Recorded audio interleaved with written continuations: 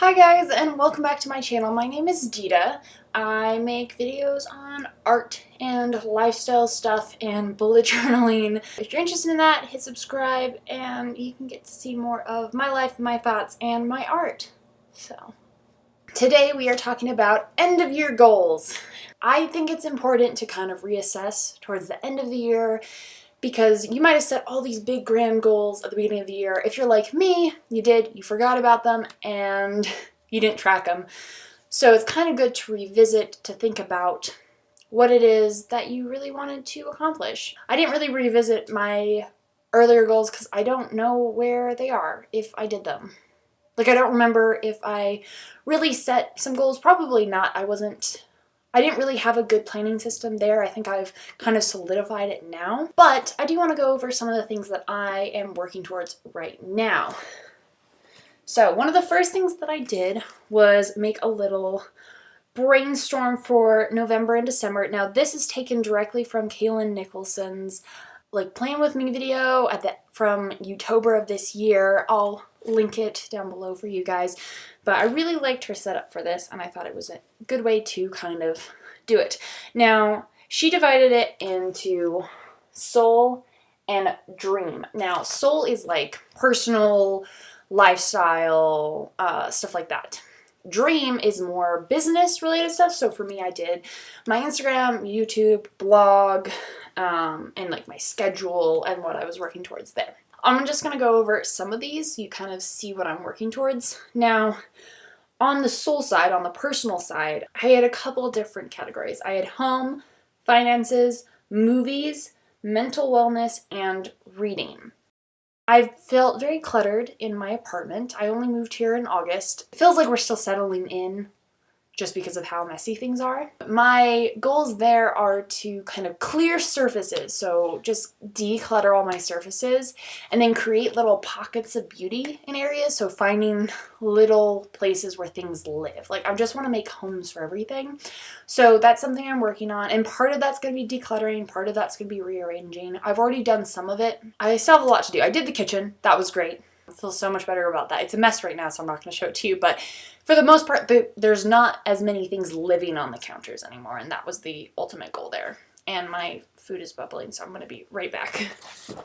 For my finances, I have to start paying off my student loans as of January 6th. So I'm kind of trying to create a plan, maybe some savings, hopefully, so that that's not going to be an insane strain on my finances in the new year. And then just in general, figuring out my savings, what I can keep saving, because I only have one job right now, and I'm not technically making a living, so I am digging into my savings, which is the opposite of what I want to do. So figuring that out. And then I've been wanting to do like a net worth graph in my bullet journal for a while, because I think that's interesting, especially as I start to pay off my student loans. I think it would be interesting to track that month to month and just see as it goes up and up and up as I get out of debt. I don't have that much debt. I have less than 11,000 as of now, which is wonderful, especially compared to most people out there, but it's still debt, and I would like to get rid of it as soon as possible. So I also have the section of movies, and that's because there's some movies that I really want to see that I'm kind of missing, and I need to actually get out and see. I never saw Crazy Rich Asians, which is crazy. No pun intended.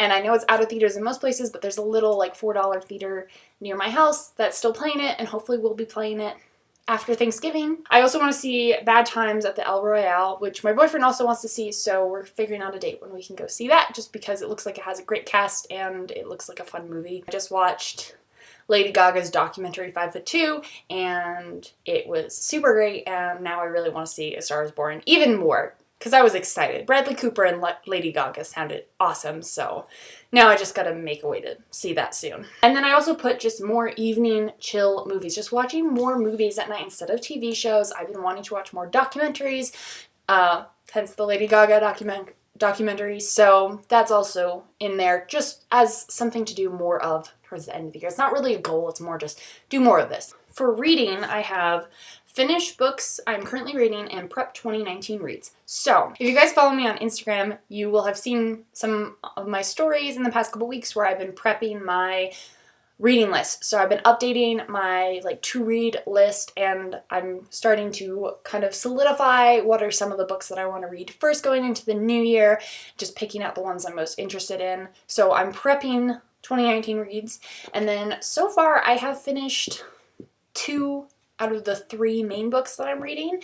One of them, the bullet journal method, I'm going to actually reread the second half of it because I thought it was really good and I want to take some more notes. It's not my book, so I couldn't take notes the first time through because I usually like to write in the book there, but I want to go back through and take some notes in my bullet journal so I can just have them because there was some really cool stuff in there. I'm still reading The Power of Now, and that one I think is going to take a little bit longer just because it's heavy stuff and it makes my brain hurt. But it's really interesting and really good, so I'm going to take my time with that one.